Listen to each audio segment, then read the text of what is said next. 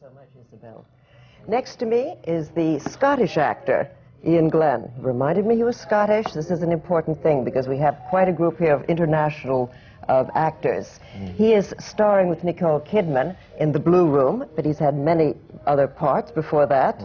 Studied at RADA, the Royal Academy of Dramatic Art. He's been in musicals, in Shakespeare, Henry V, Macbeth, Hamlet, films, Rosencrantz and Guildenstern Are Dead, Mountains of the Moon, Gorillas in the Mist, but we don't know what has prepared him for the sensation of The Blue Room.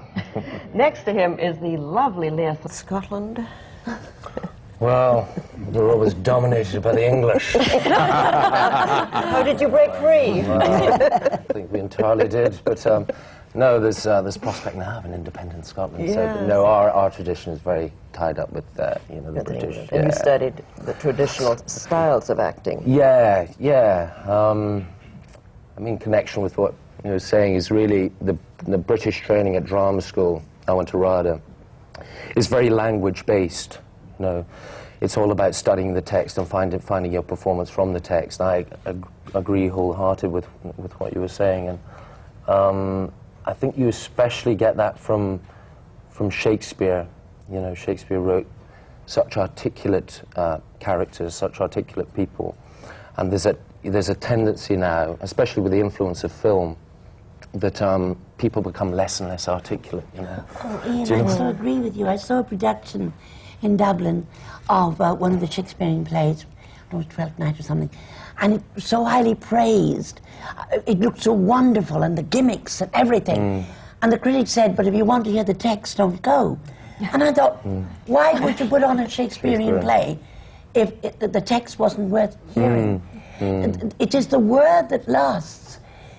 Directors come and go, different styles come and go, but the text remains. Shakespeare has remained for hundreds of years. Why not put on something else? Why destroy his text? I don't agree with it at all. Isn't the American argument that the American style is more emotional? Well, I think it may be. I think it's a desire for spontaneity, really. I mean, the method was you know, something that tried to insist on a reality and a spontaneity, which I think is absolutely valid and really useful, and all that can be fed into you know, the British training. If the British have a tendency, it will be towards too much demonstration, you know, and over-respect. You can have over-respect for the language as well, so that kind of gets in the way, and you lose a kind of a presentness, which is really what is fundamental to empathy from an audience watching a play or watching a film. They want to be transported into the present, into a different relationship that's happening, that they can, you know, sympathize with. And I mean, it's really, I mean, Shakespeare wrote his subtext. People spoke in soliloquy, in monologue, and shared their subtext. The whole method is about looking beneath the line. And the danger in that is that people, as I say, become less and like, you know, this kind of grunt and groan, and you can't simply ask for a, you know, a cup of coffee without, can I, you know, like... It's like what David Mamet calls half acting. You know, it's kind of like, do you have, like, do you have coffee? And you think, just say the line, just say it hard for a cup of coffee. Be articulate. You know, and people, I think, are much more articulate in real life than they are on film. I mean, look at us, we can hum and haw a bit, but basically we get our sentences roughly right and we express ourselves. There is a big difference between film acting and stage acting. What was the difference for you? I don't think there is a huge... I mean, I think that acting is truth. And so, and what you're trying to achieve is truth. So, once you say, oh, well, there's a huge difference between film and theatre, then I don't quite know what that means. I think ultimately in a close-up, you just raise an eyebrow. On a stage, yeah, I mean, obviously, technically, there's different things, because on a stage you have to be heard, and the concentration that's required is different to, say, film, because on film you're required for a certain amount of time, for maybe half an hour, where it's very intense and everyone's focused on you, and then you have to go away and you have to sustain it for another, say, 6 hours while they light another scene, and then you come on and you do for that particular amount of time. So it requires a different it requires a different energy and a different concentration. Whereas on stage, the minute you step on, you've got to be completely concentrated until the minute you walk off. And that's, and technically that's fantastic to be able to do both, because I think it challenges you both ways. You can become very lazy when you're working on film. But I do think that ultimately acting is about truth and about text and about all those things, whether you're on film, whether you're on stage. And I think once you start saying, well, we've got to be bigger, or we've got to be for stage, then it starts to become acting, which is not something that I enjoy watching. I think you're looking to believe. And whether that's on film or whether that's on stage, you want to believe. I think the great thing is that they complement one another really well. I think they're really useful things that you glean from film that you can bring to theatre and vice versa. And it is dangerous to kind of create a divide. And as I say, spontaneity is a really useful thing to bring into the theatre. I see too much dead theatre, you know. I see stuff that seems archaic or seems remote or seems like it looks like it was said exactly the same way yesterday. That, as I say, doesn't transport you as it should. In the same way that I think theatre and training for theatre, doing theatre shows, gives you a structure as an actor. Through a piece, you get used to looking at a text as a whole, dealing with it thematically, looking at where your role falls within that, and shaping it, creating arcs for your character. And for film, you're in this very kind of sporadic, bitty process, and it's really useful to kind of have the objective sense of the whole. Do you know what I mean? Yeah, well, that in this particular night. But I had a question for you, because I didn't do as many straight plays, say, as you have. It's mostly been a musical theater experience with Les Mis and with Saigon.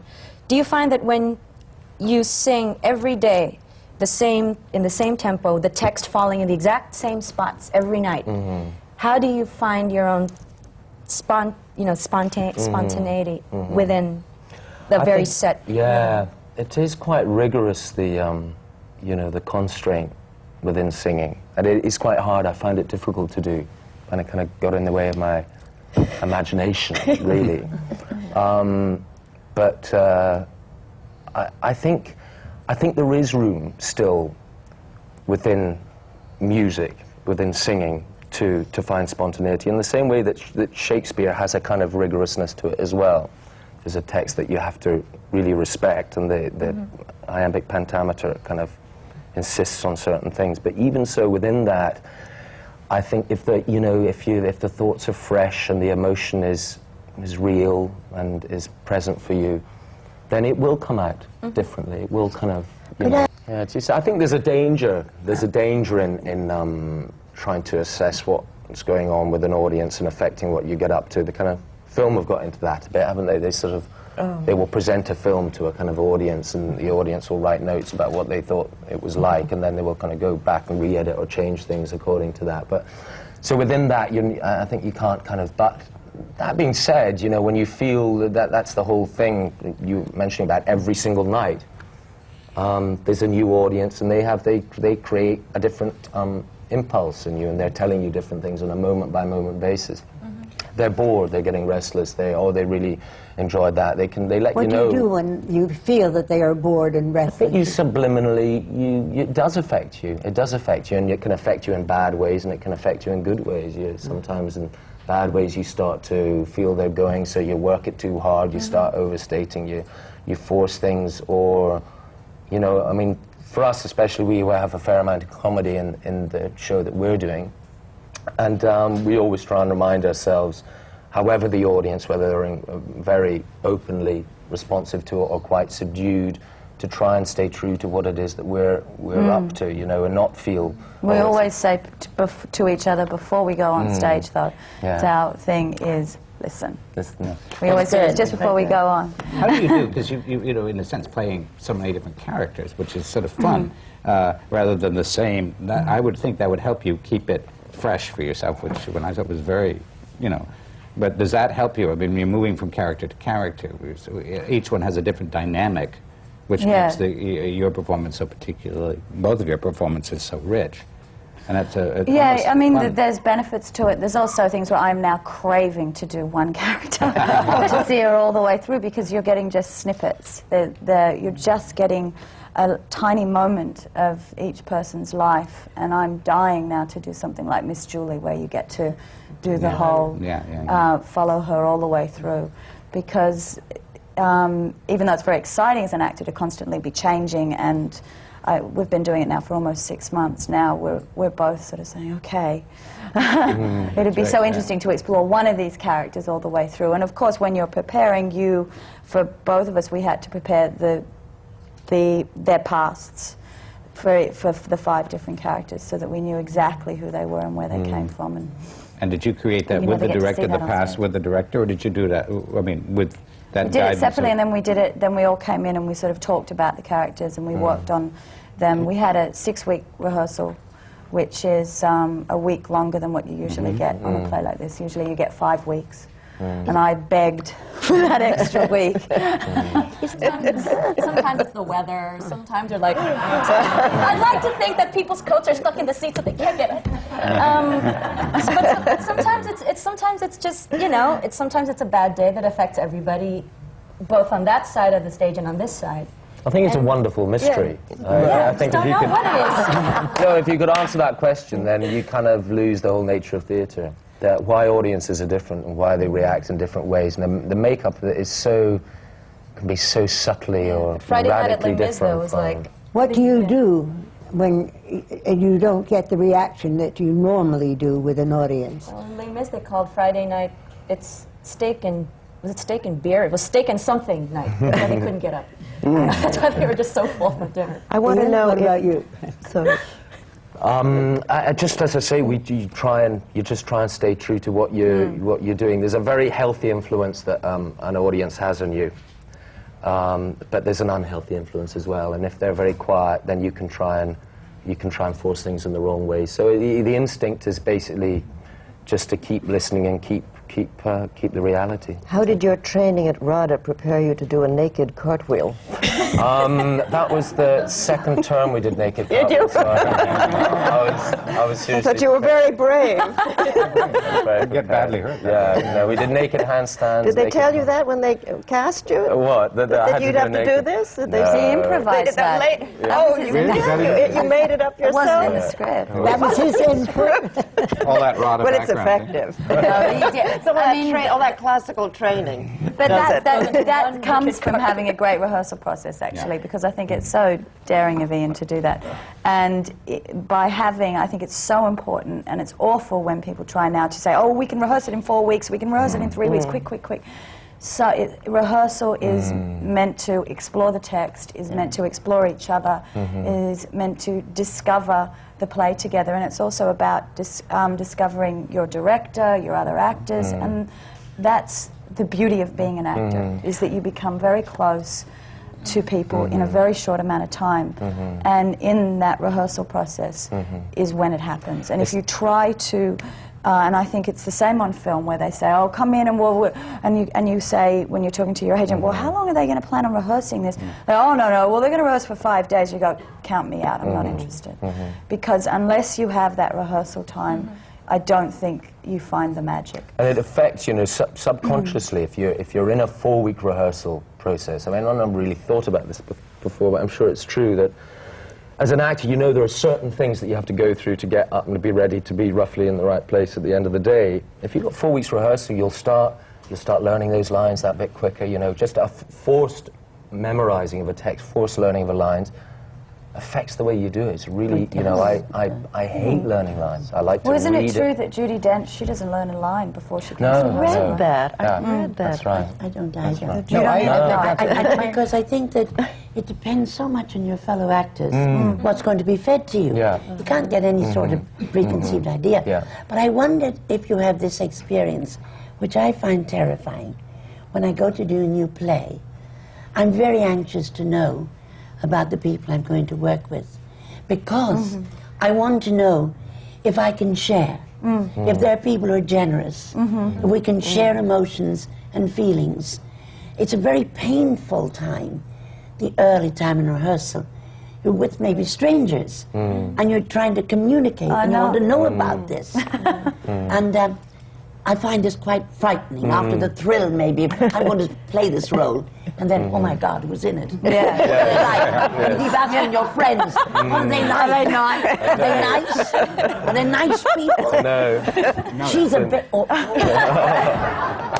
or he's, you know, and then some people you heard are the nicest people. I mean, they've had a bad sales talk with somebody. It is funny that, because I think, you know, in training and preparation for it, you really focus on, you know, the way you can prepare as an actor and different methods and, you know, things you can sort of focus on. And actually the best thing to get good work out of yourself, out of the people around you, are just people whose taste you really trust, who you really believe in, to be in a relaxed atmosphere with a director who's coming up with ideas that are better than yours, someone who you look at and you're acting with, and you think, I just believe everything that you're saying.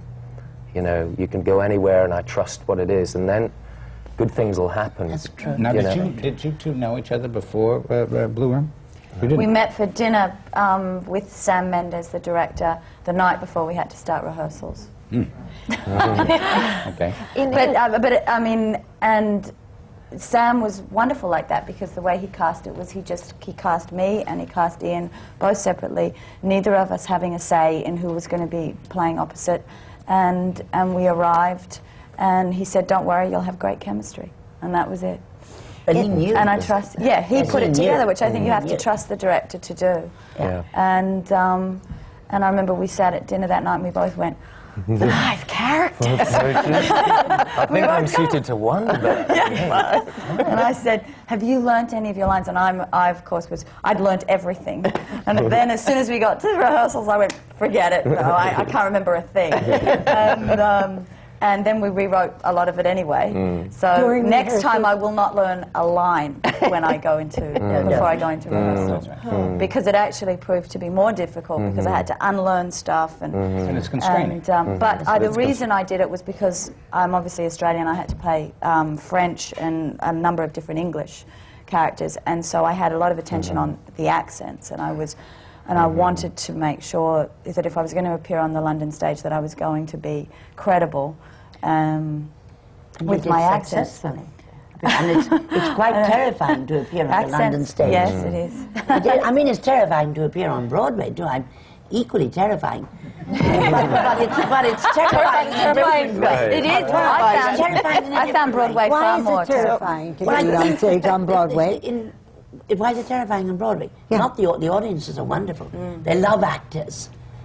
It's there used to be the 6 butchers of Broadway, but they can close shows in a night. You know, it's quite frightening. Well, when you're talking about terrifying, the thing that let's talk about real terror, because we began to talk about this before.